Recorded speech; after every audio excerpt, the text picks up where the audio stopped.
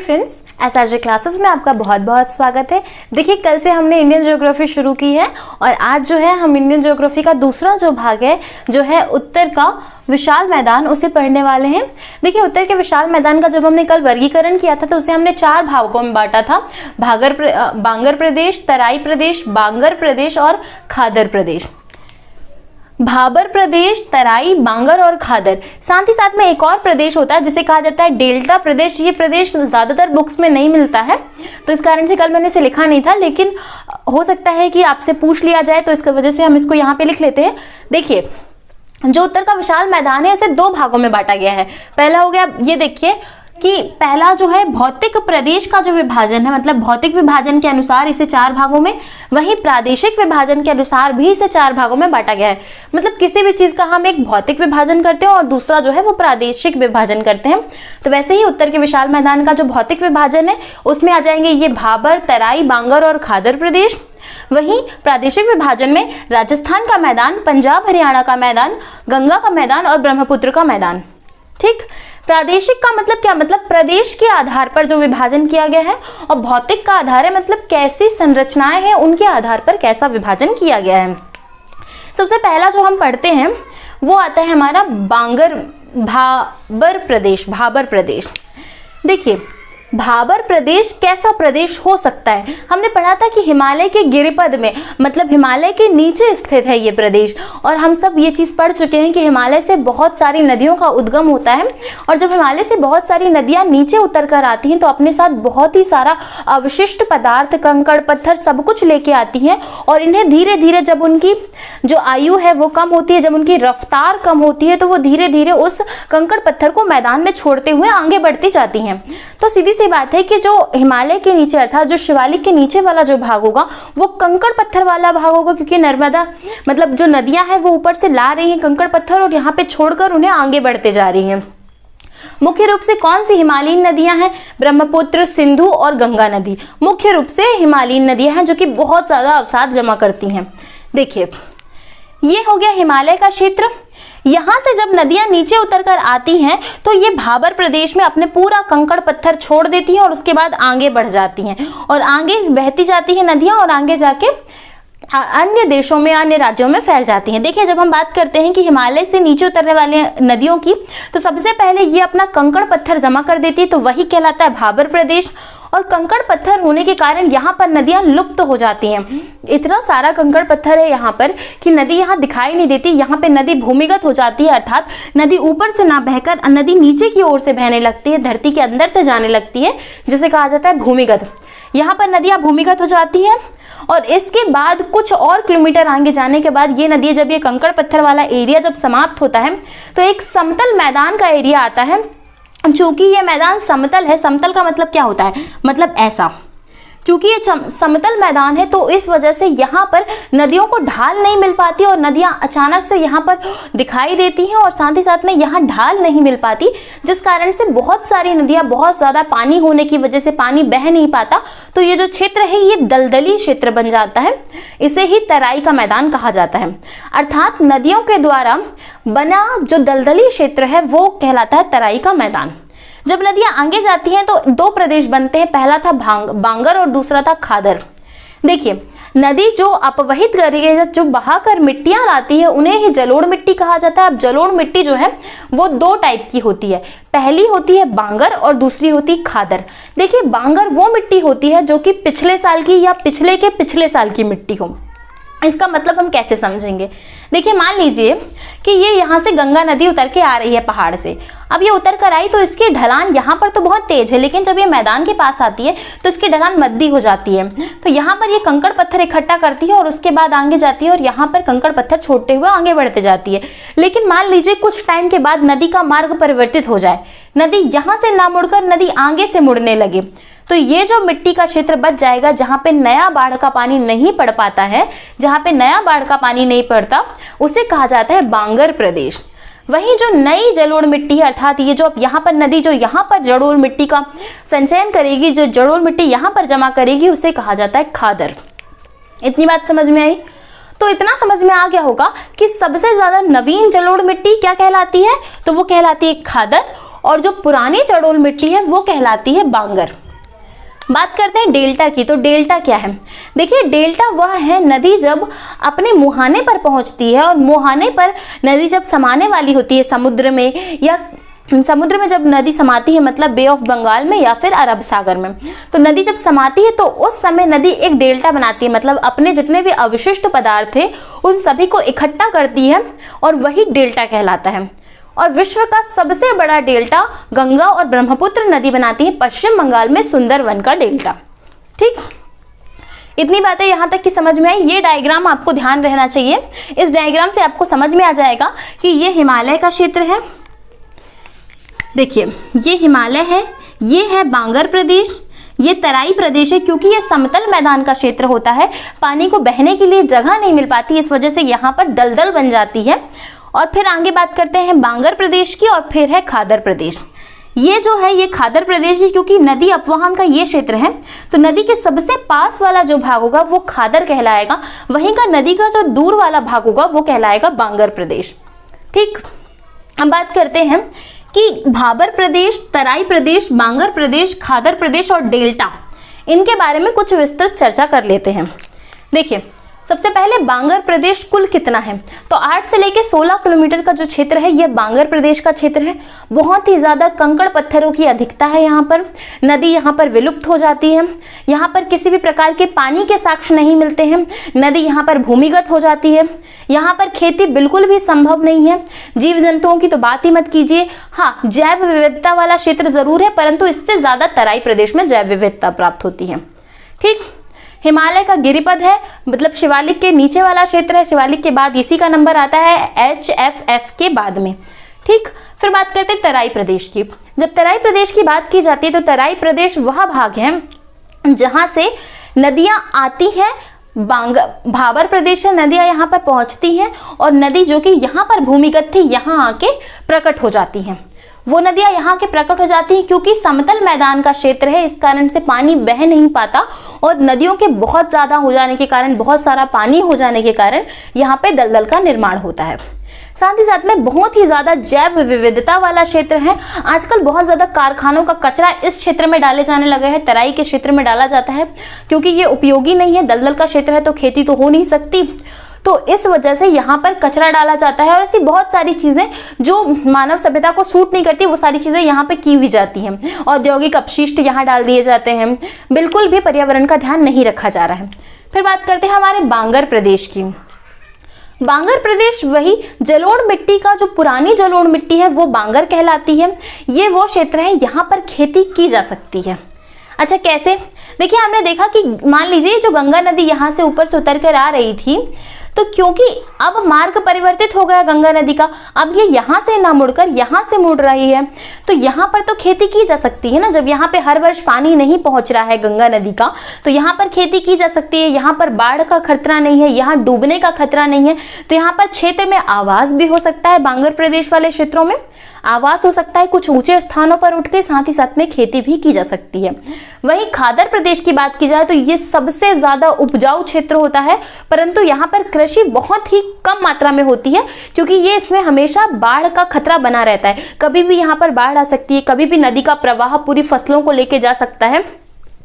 लेकिन सबसे ज्यादा उपजाऊ क्षेत्र की बात की जाए तो खादर प्रदेश ही सबसे ज्यादा उपजाऊ क्षेत्र माना जाता है। अब ये चारों चीजें समझ में आ गई। डेल्टा की बात हमने कर ली थी कि नदी जब अपने मुहाने पर पहुंचती है तो अपने सारे अवसादों को इकट्ठे करके डेल्टा बनाती है, और जिसे ही डेल्टा कहा जाता है, और एक ऐसा स्थान बनाती है। देखिए एक विश्व में मिसिसिपी नदी जो है वो पंजाकार डेल्टा बनाती है। पंजाकार का मतलब जैसे कि पक्षियों के पैर होते हैं ना, कुछ इस तरीके का, तो इस तरीके का जो डेल्टा है वो मिसिसिपी नदी बनाती है। वहीं विश्व का सबसे बड़ा नदी डेल्टा जो है वो हमारी गंगा और ब्रह्मपुत्र नदी मिलकर बनाती है। अब बात करते हैं प्रादेशिक विभाजन की। देखिए प्रादेशिक विभाजन का मतलब है कि प्रदेश के आधार पर जो विभाजन किया गया है, जैसे कि राजस्थान का मैदान। राजस्थान का मैदान कहाँ पर है? आप अगर अपने दिमाग पे थोड़ा सा जोर डालेंगे, जो कल हमने मैप पढ़ा था उसमें गुजरात के ऊपर वाला जो हिस्सा था, जो भारत में पहले जो ऐसा कट बनता है, वहीं पे राजस्थान है, तो राजस्थान का मैदान वही भाग है। फिर बात करते हैं पंजाब हरियाणा का मैदान। पंजाब हरियाणा जम्मू कश्मीर के जस्ट नीचे वाला जो क्षेत्र है वो पंजाब हरियाणा है, हिमाचल प्रदेश के और नीचे वाला। गंगा का मैदान और ब्रह्मपुत्र नदी का मैदान, मतलब इन नदियों के द्वारा जो मैदान बनाए गए हैं उन्हें ही गंगा का मैदान और ब्रह्मपुत्र नदी का मैदान कहा गया है। ठीक, अब जो हमारा इसके बाद तीसरा भाग आता है वो है दक्षिण का पठार। देखिए दक्षिण के पठार को भी कई कई बुकों में 3 भागों में बांट दिया गया है और कई बुकों में इसे और भी अधिक भागों में बांटा गया है। ठीक, देखिए अब हम देख रहे हैं दक्षिण का पठार। दक्षिण के पठार को हमने कितने भागों में बांटा है, तो 3 भागों में। पहला है पूर्वी घाट, दूसरा है अरावली पर्वतमाला और तीसरा है पश्चिमी घाट। अच्छा, पूर्वी घाट पश्चिमी घाट ये आपको समझ में आ गया था, कल मैंने बताया था कि पश्चिम वाला क्षेत्र कौन सा है, तो पश्चिम वाला क्षेत्र जो है ये है, इस साइड वाला पश्चिमी क्षेत्र है, मतलब ये जो घाट होगा ये कहलाएगा पश्चिमी घाट और इस साइड वाला जो क्षेत्र है वो कहलाएगा पूर्वी घाट। इसके बीच में हमारी ये जो ऊपर वाली श्रृंखला है ये कहलाती है अरावली पर्वत श्रेणी। देखिए इसके साथ साथ में कई बुक्स में आपने देखा होगा कि उनमें आपको अलग से मालवा का पठार, बघेलखंड पठार, बुंदेलखंड का पठार और विंध्याचल पर्वत श्रृंखला, सतपुड़ा पर्वत श्रृंखला, ये सारी श्रृंखलाएं अलग से भी पढ़ाई जाती है इसी के अंतर्गत। तो हम इन सभी को इसी में मैच करके पढ़ लेंगे। देखिए पहला जो हमारा आता है वो हम पढ़ते हैं पूर्वी घाट। पूर्वी घाट अर्थात ये वाला जो एरिया है इस घाट के बारे में हम पढ़ते हैं। देखिए पूर्वी घाट जो है वो मुख्य रूप से बहुत ज़्यादा अपर्दित क्षेत्र है, मतलब पूर्वी घाट में बहुत ज़्यादा अपर्दन हुआ है। क्यों अपर्दन हुआ होगा, क्योंकि ज़्यादातर नदियां जो है वो इस साइड में आती हैं, मतलब जो बड़ी बड़ी जैसे कि गंगा, ब्रह्मपुत्र, महानदी, जितनी भी बड़ी बड़ी नदियां हम देखते हैं वो बे ऑफ बंगाल या बंगाल की खाड़ी में आकर अपने आप को समर्पित करती हैं या अपनी बंगाल की खाड़ी में आने के बाद मुहाना बनाती है, यहाँ पर गिर जाती हैं। तो ये जो भाग है इस भाग में बहुत ज़्यादा अपर्दन हुआ है, तो इस कारण से इसकी ऊंचाई जो है वो कम हो गई है। साथ ही साथ में इसमें 3-4 श्रृंखलाएं हमको दिखाई देती हैं। कौन कौन सी हैं? पहली बात करते हैं सतपुड़ा पर्वत श्रृंखला। सतपुड़ा पर्वत श्रृंखला कहाँ पर है, तो सतपुड़ा पर्वत श्रृंखला हमने पढ़ा कि ये वाला जो क्षेत्र है ये कहलाता है सतपुड़ा पर्वत श्रृंखला। ठीक, सतपुड़ा पर्वत श्रृंखला जो है ये 3 भागों में बटी हुई है। अगर आप समझना चाहेंगे सतपुड़ा पर्वत श्रृंखला मेन रूप से कहाँ है, तो ये मध्य प्रदेश और छत्तीसगढ़ वाले क्षेत्र में है। देखिए ये समझ लीजिए आप, ये सतपुड़ा पर्वत श्रृंखला है और इस श्रृंखला को 3 भागों में बांटा गया है, 1, 2 और 3। जो ये वाला है ये कहलाता है राजपीपला की पहाड़ी, जो बीच वाला है वो कहलाता है महादेव पहाड़ी और जो तीसरा है वो कहलाता है मैकाल पर्वत श्रेणी। सतपुड़ा को 3 भागों में बांटा गया है। पहला हो गया राजपीपला की पहाड़ी या बड़वानी की पहाड़ी, दूसरा हो गया हमारा महादेव पर्वत श्रृंखला और तीसरा जो है वो कहलाता है मैकाल पर्वत श्रेणी, ये लास्ट वाला मैकाल पर्वत श्रेणी। और सतपुड़ा की जो सबसे ऊंची चोटी है वो महादेव पर्वत श्रेणी में यहाँ पर स्थित है, जिसका नाम है धूपगढ़ की ऊंचाई कितनी है, तो 1350 मीटर। 1350 मीटर धूपगढ़ की ऊंचाई है, जो कि महादेव पर्वत श्रृंखला में आता है। फिर बात करते हैं पूर्वी घाट में एक और मिलती है जो है विंध्याचल पर्वत श्रृंखला। विंध्याचल पर्वत श्रृंखला को भी बहुत सारे भागों में बांटा गया, जैसे कि कैमूर, पारसनाथ और भांडेर की पहाड़ी, मतलब कैमूर की पहाड़ी, भांडेर की पहाड़ी और पारसनाथ की पहाड़ी। फिर बात करते हैं सबसे ऊंचा जो स्थल है, मतलब सबसे ऊंची जो चोटी है पूर्वी घाट की, वो है विशाखापट्टनम। विशाखापट्टनम पूर्वी घाट की सबसे ऊंची चोटी है। देखिए ये रही हमारी विंध्याचल पर्वत श्रृंखला, उसके नीचे है सतपुड़ा पर्वत श्रृंखला। विंध्याचल पर्वत श्रृंखला और सतपुड़ा पर्वत श्रृंखला के बीच में एक नदी बहती है जिसका नाम है नर्मदा नदी, और ये क्वेश्चन बहुत बार बन चुका है कि नर्मदा नदी किन 2 पर्वत श्रृंखलाओं के बीच में बहती है। तो ऊपर आपको याद रखना है कि ऊपर विंध्याचल है, नीचे सतपुड़ा है और सतपुड़ा के नीचे ताप्ती नदी बहती है। सतपुड़ा के नीचे ताप्ती नदी, देखिए ताप्ती नदी का उद्गम जो है वो बैतूल के मुल्ताई से हुआ है। वहीं नर्मदा नदी की बात जब की जाती है तो इसका उद्गम अमरकंटक अनूपपुर जिले से हुआ है और ये मैकाल पर्वत श्रेणी से इसका उद्गम होता है। ऊपर बात करें तो अरावली पर्वत श्रृंखला है। देखिए अब बात करते हैं अरावली पर्वत श्रृंखला की। अरावली पर्वत श्रृंखला, पहली बात तो ये कि विश्व की सबसे ज्यादा प्राचीनतम पर्वत श्रृंखलाओं में से एक है। साथ ही साथ में अरावली का जो क्षेत्र है वो देखिए, यहाँ गुजरात से लेके पूरा ये दिल्ली का जो क्षेत्र है यहाँ तक की फैली हुई अरावली पर्वत श्रृंखला है।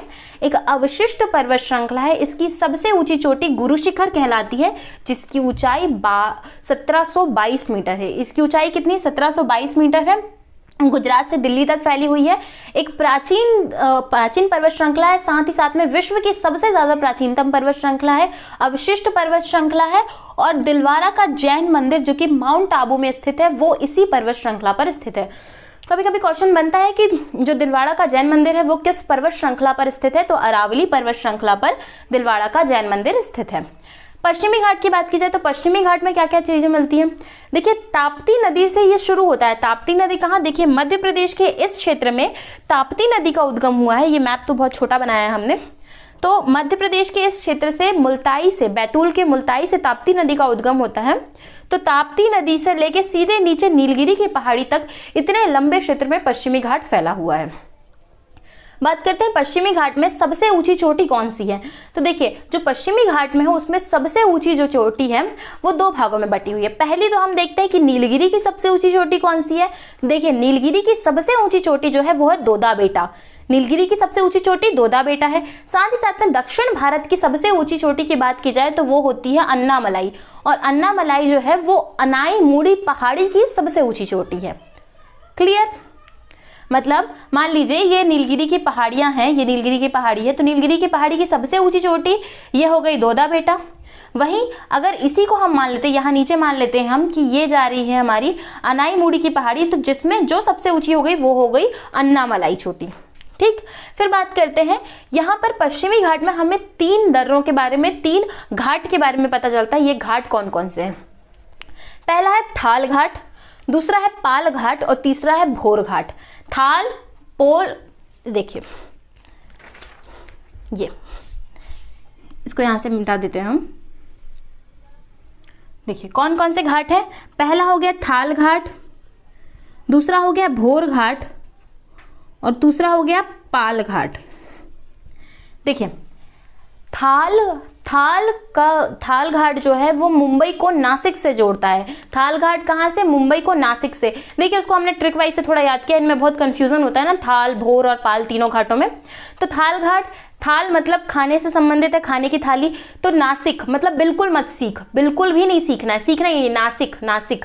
तो थाल घाट नासिक, देखो नासिक याद रहेगा तो बिल्कुल क्लियर रहेगा दिमाग में कि मुंबई को नासिक, नासिक से नासिक, थाल नासिक, तो मुंबई को नासिक से जोड़ता है थाल घाट। फिर बात करते पाल घाट की। देखिए जब पाल की बात आती है तो पाल अपने दिमाग में जब अपन चलाते हैं तो पाल अपन को याद आता है समुद्र में जो जहाज होते हैं उनमें पाल खोले जाते हैं। तो ज्यादातर समुद्री क्षेत्र कौन सा है, नीचे वाला दक्षिण भारत का क्षेत्रीय समुद्री क्षेत्र है, वहां पे मछलियां और नाव बहुत ज्यादा चलती हैं। तो कोची से कोयम्बटूर को जो है वो पाल घाट जोड़ता है, कोची से कोयम्बटूर को पाल घाट जोड़ता है। वहीं जो हमारा अगला आता है वो है भोर घाट। भोर घाट जो है वो मुंबई को पुणे से जोड़ता है। ठीक, मतलब मुंबई को नासिक से कौन सा, थाल घाट, और कोची से कोयम्बटूर को पाल घाट, और बचा भोर घाट तो मुंबई को पुणे से जोड़ता है। ठीक, अब ये चीजें समझ में आ गई। देखिए अब हमने पूरा का पूरा कवर कर लिया कि दक्षिण भारत का मतलब पठार जो है, दक्षिण का पठार, उसे कितने भागों में बांटा गया। तो इन 3 भागों में बांटा गया है। कौन कौन से भाग हो गए, तो पहला हो गया पूर्वी घाट, दूसरा हो गया अरावली पर्वत श्रृंखला और तीसरा हो गया पश्चिमी घाट। इसलिए हमने मैप वाइज से समझ लिया कि ये अरावली पर्वत श्रृंखला है, इस साइड वाला जो क्षेत्र है वो पूर्वी घाट कहलाता है, वहीं ये जो नीचे वाला क्षेत्र है वो पश्चिमी घाट कहलाता है। यहाँ पर विंध्याचल पर्वत श्रृंखला है, ऊपर मालवा का पठार है, यहाँ बुंदेलखंड, यहाँ बघेलखंड, यहाँ पे छोटा नागपुर का पठार और नीलगिरी की पहाड़ियां नीचे हैं। ठीक, अब देखें ये जो दक्षिण में नीलगिरी की पहाड़ियां हैं, इनके दक्षिण के वाले क्षेत्र को इलायची की पहाड़ियां कहा जाता है। वहीं यहाँ पे छोटा नागपुर का पठार स्थित है जो कि झारखंड में है। ये यहाँ मध्य प्रदेश के नीचे बन गया है, सॉरी, ये यहाँ पे आएगा, झारखंड वाले क्षेत्र में आएगा। वहीं मध्य प्रदेश में मालवा का पठार, बुंदेलखंड का पठार और बघेलखंड का पठार देखने को मिलता है। मालवा का पठार जो है इसकी जो जलवायु है वो समशीतोष्ण जलवायु है जो बहुत ज्यादा फेमस है। तो विश्व की सर्वश्रेष्ठ जलवायु में से एक मालवा की जलवायु है। अरावली पर्वत श्रृंखला गुजरात से दिल्ली तक की फैली हुई है। ठीक है, तो आज की क्लास को हम यहीं पर एंड करते हैं। अब नेक्स्ट वीडियो में मिलते हैं। Okay, thank you so much. और हाँ, अगर आप लोगों ने सब्सक्राइब नहीं किया चैनल को तो प्लीज सब्सक्राइब कर लीजिए, और जो भी क्वेश्चन हो वो हमसे कमेंट बॉक्स में पूछ सकते हो, और बेल नोटिफिकेशन को भी आप प्रेस कर लीजिएगा। Okay, thank you so much.